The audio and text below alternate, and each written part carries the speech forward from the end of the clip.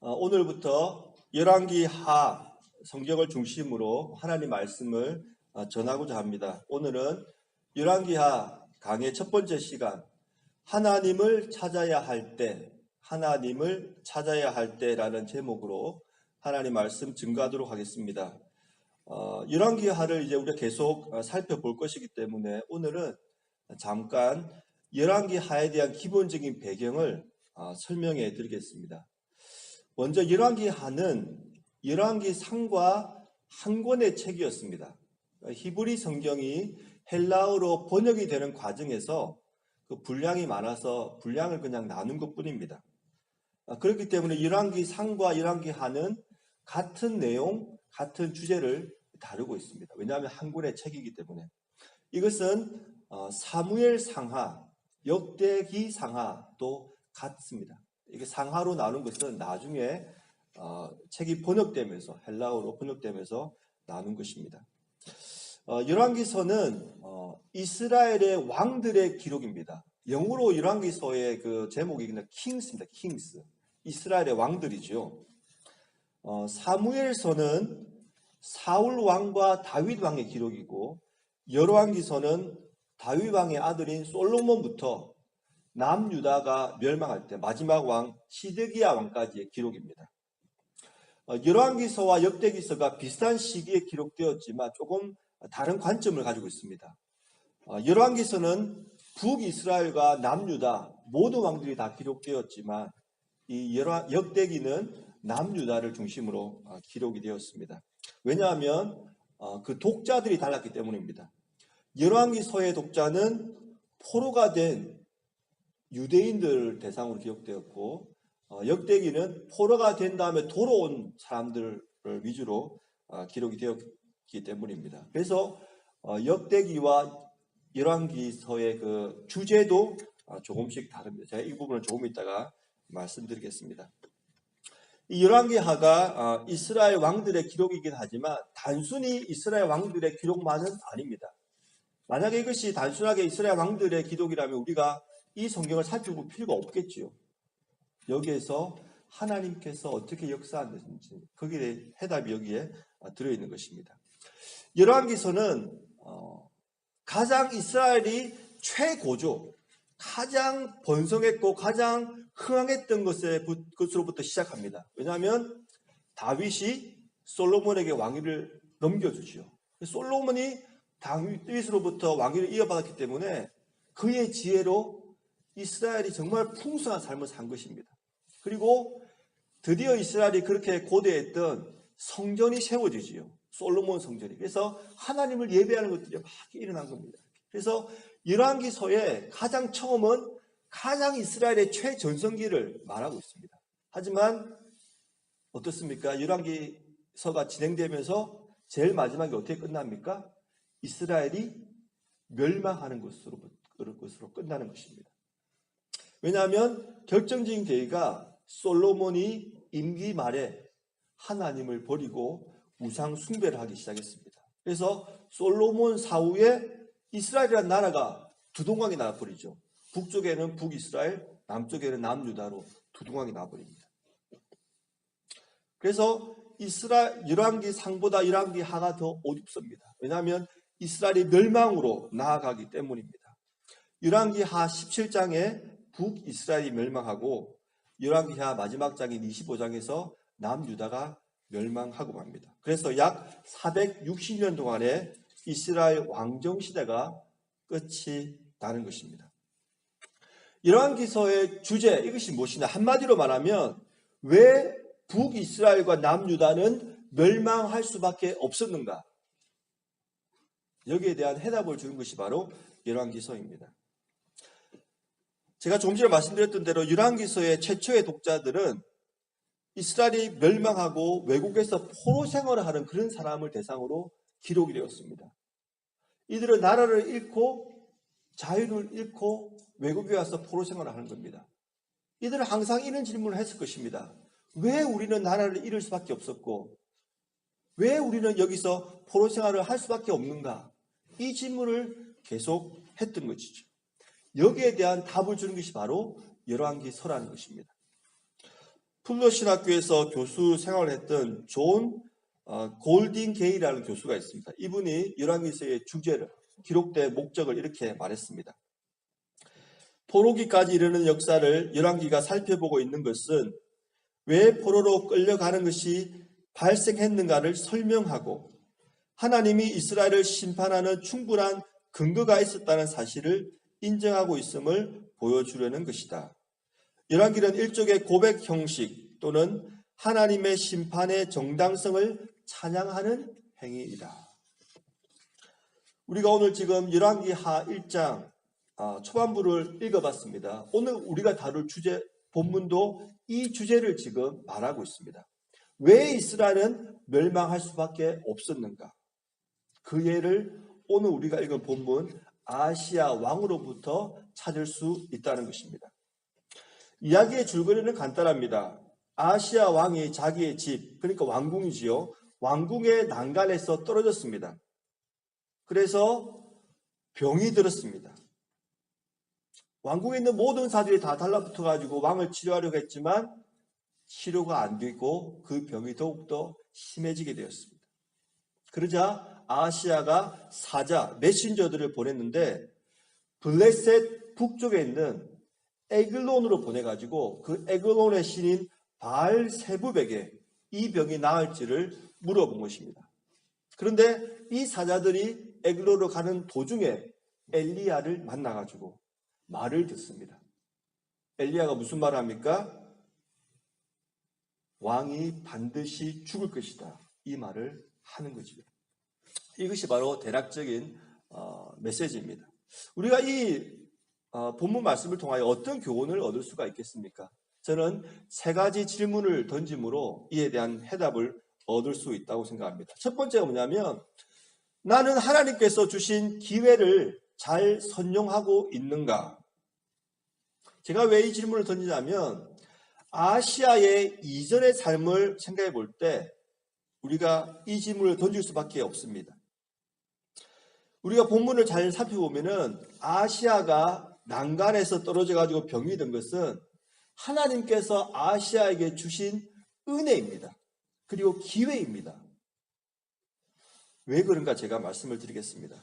주보 가운데 보시면 제가 성경을 몇 말씀 적어봤는데 열왕기상 제일 마지막 부분입니다. 이 부분에 보시면 아시아 왕이 지금까지 어떤 삶을 살았는가 그것을 요약하는 부분입니다. 제가 한번 읽어드립니다. 유다의 요사바 왕 제17년에 아합의 아들 아시아가 사마리아에서 이스라엘의 왕이 되어 2년 동안 이스라엘을 다스리니라. 사마리아는 북이스라엘의 수도입니다. 그가 여호와 앞에서 악을 행하여 그의 아버지의 길과 그의 어머니의 길과 이스라엘에게 범죄하게 한 느밧의 아들 여로보암의 길로 행하며 바알을 섬겨 그에게 예배하여 이스라엘의 하나님 여호와를 노하시게 하기를 그의 아버지의 온갖 행같이 하였더라. 한마디로 아시아 왕은 어떤 삶을 살았는가? 그의 아버지의 길, 그의 어머니의 길, 그리고 북이스라엘의 초대 왕인 여로보암의 길을 걸었던 사람입니다. 이 아시아 왕의 아버지는 아합이죠. 그리고 어머니는 이세벨입니다. 그리고 여로보암은 북이스라엘 최초의 왕입니다. 이 세 명은 누구냐면 북이스라엘을 다스린 가장 악한 왕들, 가장 악한 왕비입니다. 그러니까 아시아는 어떤 사람이냐? 악한 사람의 길을 그대로 물려받은 그런 악한 왕이었다는 것입니다. 제가 여러분의 이해를 돕기 위해서 이 아합과 이세벨과 여로보암의 행적을 잠깐 제가 말씀을 드리겠습니다. 이 아합은 누구인가? 북이스라엘에서 가장 악한 사람이었죠. 열왕기상 16장에 보면 이런 말씀이 나옵니다. 아합이 그 이전의 모든 사람보다 여호와 보시기에 악을 행하여 느밧의 아들 여로보암의 죄를 따라 행하는 것을 오히려 가볍게 여기고 시돈 사람의 왕 엣바알의 딸 이세벨을 아내로 삼고 가서 바알을 섬겨 예배하고 사마리아에 건축한 바알의 신전 안에서 바알을 위하여 제단을 쌓으며 또 아세라상을 만들었으니 그는 그 이전에 이스라엘의 모든 왕보다 심히 이스라엘 하나님 여호와를 노하게 하였더라. 아합은 하나님께서 가장 노하신 그런 왕입니다. 이 아합의 대표적인 죄는 바로 우상 숭배지요. 시돈 사람 엣바알에다 이세벨을 아내로 맞아가지고 바알 우상을 가지고 온 것입니다. 그런데 이 아하시아가 자신의 아버지의 길을 따랐다는 것은 그도 역시 우상 숭배를 했다는 것입니다. 여로보암의 죄는 북이스라엘이 탄생할 때부터 계속 반복되어 나타납니다. 열왕기서를 보면 그 이후에 일어난 왕들이 여로보암의 길을 걸어왔다는 그런 책망이 많이 나옵니다. 이 여로보암은 어떤 삶을 살았는가? 하나님 말씀에 위배되는 삶을 살았습니다. 대표적인 이유가 세 가지입니다. 첫 번째는 단과 베델에 금 송아지 우상을 만들어서 북이스라엘 사람들로 우상을 섬기게 했습니다. 그리고 하나님의 절기인 장막절을 7월 15일에서 8월 15일로 절기를 옮겼습니다. 그리고 레위인이 아닌 다른 제사장을 삼아서 제사를 드리게 한 것입니다. 그러니까 이 여로보암 왕은 철저히 하나님 말씀에 불순종한 사람이었고, 오늘 등장하는 아하시아 왕이 여로보암의 길을 걸었다는 것은 하나님 말씀을 철저히 무시하고 살았다는 것입니다. 우리가 이런 배경을 볼 때 하나님께서 그냥 아하시아 왕의 생명을 거두어 가셔도 크게 문제가 없어 보입니다. 그죠? 아합의 길, 이세벨의 길, 여로보암의 길, 가장 악한 길만 걸었으니까. 하지만 지금 오늘 말씀 보면 어떤 일이 발생합니까? 아하시아가 난간에서 떨어져 가지고 병이 들었습니다. 저는 이것은 하나님의 은혜라고 생각합니다. 그리고 하나님께서 아하시아 왕에게 주신 회개의 기회라고 생각합니다. 엘리야가 아하시아 왕을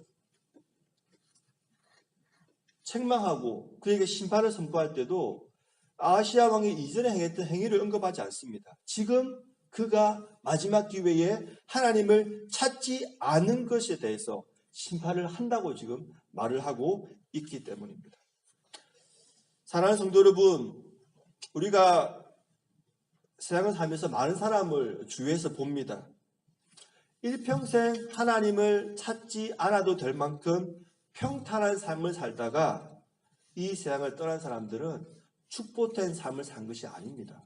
비록 이 세상을 살면서 고통을 당하고 환난을 당하더라도 이 계기를 통하여 하나님께 나아올 수 있다면 그런 사람이 더 복된 사람이라는 것입니다.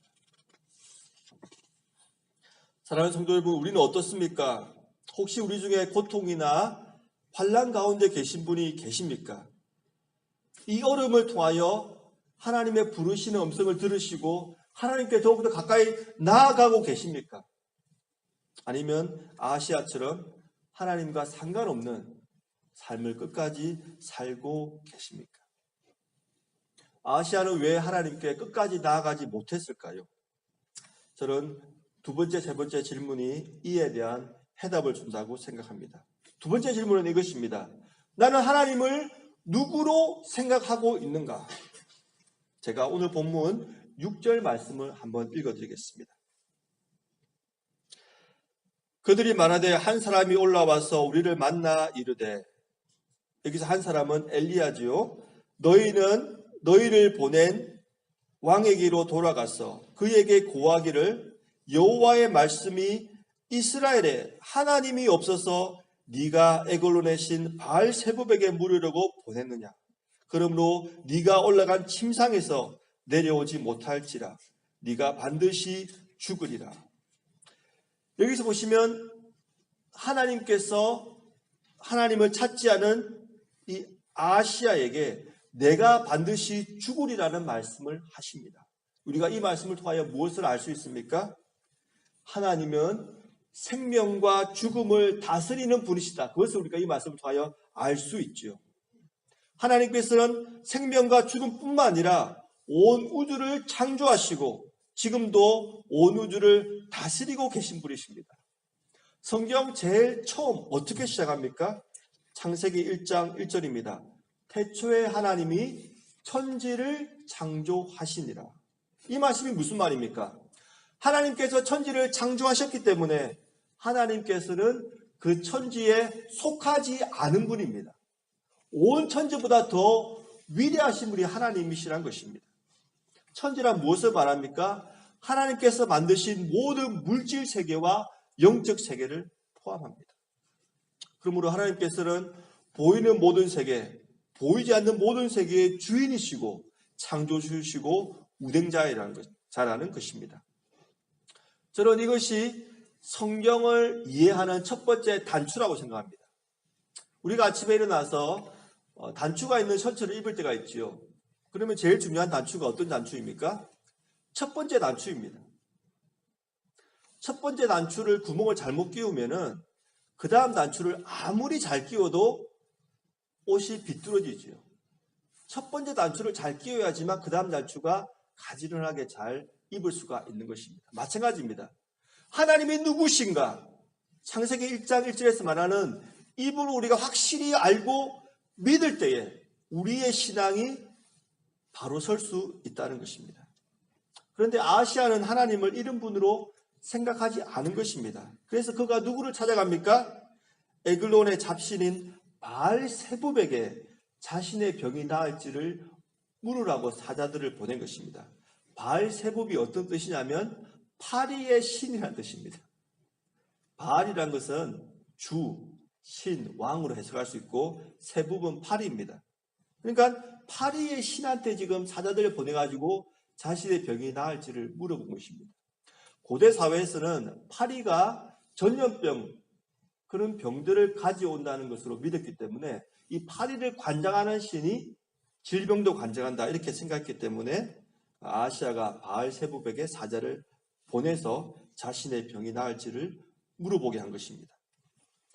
사랑하는 성도 여러분, 우리는 하나님을 어떤 분으로 믿고 있습니까? 우리가 지금 가지고 있는 그 문제보다 더 위대하신 분으로 하나님을 믿고 있습니까? 아니면 하나님조차 저 문제는 해결할 수 없어 하고 하나님을 찾지 않고 있습니까? 세 번째 질문은 이것입니다. 나의 삶의 목적은 무엇인가? 서울 사랑의 교회를 담임하셨던 고 옥하나 목사님은 이런 말씀을 하신 적이 있습니다. 무엇을 위해 사느냐보다 중요한 것은 누구를 위해 사느냐입니다. 다시 말씀드립니다. 무엇을 위해 사느냐보다 중요한 것은 누구를 위해 사느냐입니다. 이 아하시아 왕은 무엇에 관심이 있었습니다. 내 병이 나을 것인가 낫지 않을 것인가. 그런데 오늘 말씀 보시면 엘리야의 말은 누구에게 더 관심이 있습니까? 바알세붑에게 물어야 되는가 아니면 하나님에게 물어야 되는가? 누구에게 더 관심이 있죠? 무엇보다 누구에게 더 관심을 둔 것이 바로 엘리야입니다. 사랑하는 성도 여러분, 우리는 어떻습니까? 우리는 지금 어디에 더 관심이 있습니까? 우리가 당하는 고난과 환난에 더 관심이 있습니까? 아니면 하나님에게 더 관심이 있습니까?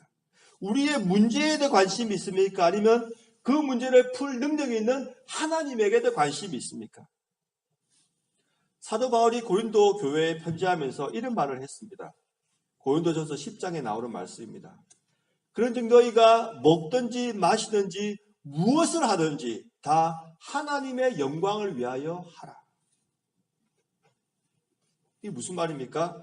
무엇을 위해 사느냐, 무엇을 하든지 보다 더 중요한 것은 하나님의 영광, 누구를 위해 사느냐 하는 것이 더 중요하다는 것입니다. 아시아의 문제가 무엇입니까?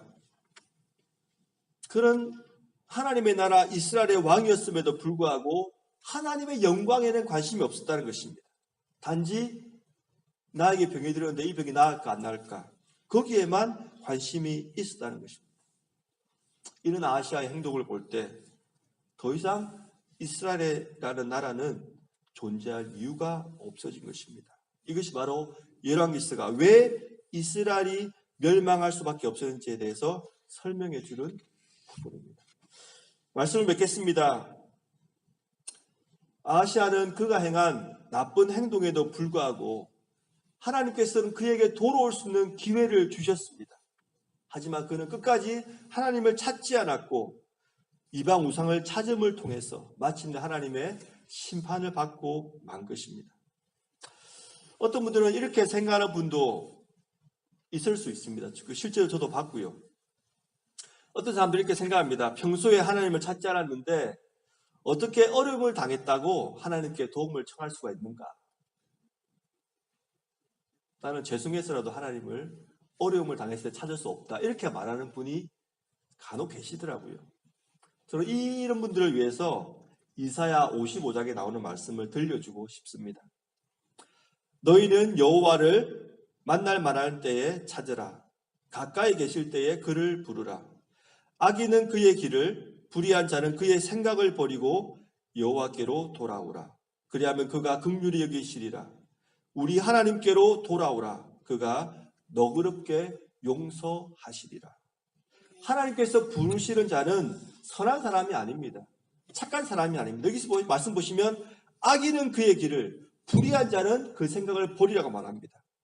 악한 사람, 불의한 사람을 부르시는 분이 우리 바로 하나님 여호와라는 것입니다. 예수님께서도 이 땅에 오셔서 이런 말씀하셨죠. 나는 의인을 부르러 온 것이 아니고 죄인을 부르러 왔다. 그렇기 때문에 비록 평소에 우리가 하나님과 좋은 관계를 못 맺었더라도 혹시나 나에게 고난이 찾아오고 환난이 찾아올 때 그것은 하나님께서 우리를 부르시는 사인으로 우리가 이해를 해야 되고 빨리 하나님께 달려가서 하나님께 도움을 청하고 우리의 죄를 자복하고 하나님의 은혜를 받아야 되는 것입니다. 사랑하는 여러분, 이것이 바로 복음입니다. 이것이 바로 은혜입니다. 하나님께서는 우리의 형편을 따지지 않으시고 항상 우리를 찾고 계시고 우리를 부르시고 우리를 영접해 주십니다. 주님께서 우리 모두에게 크신 은혜를 베풀어 주시기를